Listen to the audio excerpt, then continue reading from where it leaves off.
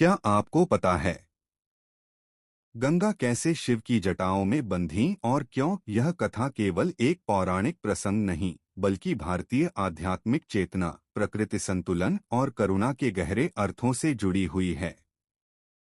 यह कहानी बताती है कि विनाश और सृजन, उग्रता और करुणा, आकाश और धरती, इन सब के बीच संतुलन कैसे बना रहता है। बहुत प्राचीन समय की बात है। पृथ्वी पर मनुष्य अपने कर्मों के बोझ से जूझ रहा था। पाप, अहंकार और असंतुलन बढ़ रहा था। उसी समय स्वर्ग में एक दिव्य नदी प्रवाहित होती थी, गंगा। वह केवल जलधारा नहीं थी, बल्कि शुद्धि, करुणा और मोक्ष की प्रतीक थी। देवताओं का विश्वास था कि यदि गंगा पृथ्वी पर उतरे तो मानवता का उद्धार संभव है। पर समस्या यह थी कि गंगा की धारा अत्यंत प्रचंड थी। उनका वेग इतना तीव्र था कि यदि वे सीधे पृथ्वी पर गिरती तो धरती टूट जाती, पर्वत चकनाचूर हो जाते और समस्त जीवन नष्ट हो जाता। इसलिए गंगा का पृथ्वी पर अवतरण सरल नहीं था। इसी समय राजा भगीरथ का जन्म हुआ। उनके पूर्वजों को श्राप के कारण मुक्ति नहीं मिली थी। भगीरथ ने निश्चय किया कि वे गंगा को पृथ्वी पर लाकर अपने पूर्वजों का उद्धार करेंगे।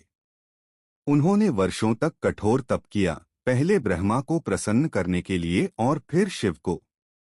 ब्रह्मा ने भगीरथ की तपस्या से प्रसन्न होकर गंगा को पृथ्वी पर जाने की अनुमति तो दे दी, लेकिन चेतावनी भी दी, गंगा का वेग असहनीय है। यदि कोई उसे संभाल न सका तो पृथ्वी नष्ट हो जाएगी। तब भगीरथ को समझ आया कि केवल एक ही शक्ति है जो इस वेग को धारण कर सकती है, महादेव। शिव वह हैं जो संहारक भी हैं और रक्षक भी। वे तपस्वी हैं, वैराग्य के प्रतीक हैं, पर करुणा में किसी से कम नहीं। भगीरथ ने फिर वर्षों तक कठोर तप किया।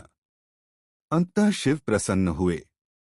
जब गंगा स्वर्ग से पृथ्वी की ओर उतरी तो उन्हें अपने वेग पर गर्व था। उन्हें लगा कि वे अपने प्रचंड प्रवाह से सब कुछ बहा ले जाएंगी।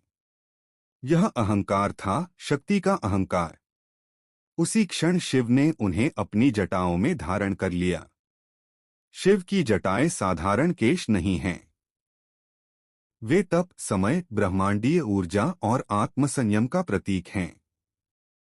जब गंगा उनमें समाई तो उनका वेग टूट गया।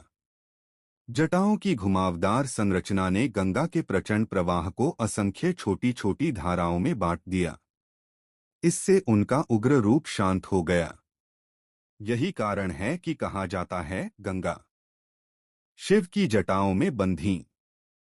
यह बंधन कैद नहीं था, बल्कि संरक्षण था। यह शक्ति को संयम में बदलने की प्रक्रिया थी। शिव ने गंगा को जटाओं में इसलिए धारण किया ताकि पृथ्वी विनाश से बचे, गंगा का वेग नियंत्रित हो, जल जीवनदायिनी बने, संहारक नहीं। शक्ति करुणा में परिवर्तित हो। जब गंगा जटाओं से धीरे धीरे पृथ्वी पर उतरी तब वे शीतल, पवित्र और कल्याणकारी बन चुकी थीं। वे केवल नदी नहीं रहीं, बल्कि मां बन गईं। इस कथा का गहरा आध्यात्मिक अर्थ भी है।